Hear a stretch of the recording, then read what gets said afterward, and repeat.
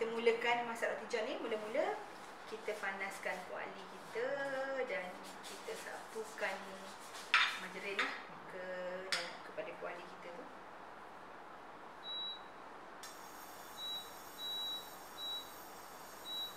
Okey. Margarin. Oh, okey. Alright. So kuali kita dah mula panas nampaknya. Kita boleh letakkan dia. Okey. Oh, dah senduk tak ada. Tu ada senduk kat belakang.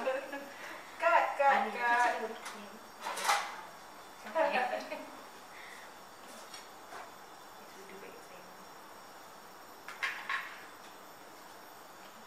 Okey, kita akan sendukkan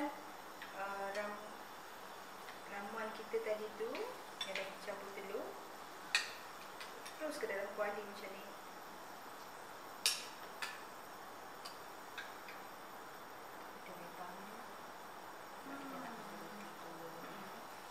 So kita leparkan.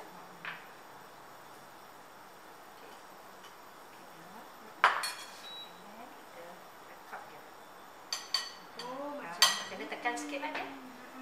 Tekan sikit. tekap saja. Tekan and then kita tekan sikit lagi dia.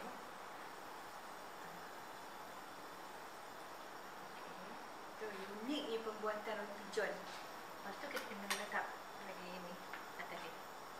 Okey. Nak bagi dia nampak okey lagi. Tu yang kalau kita beli tu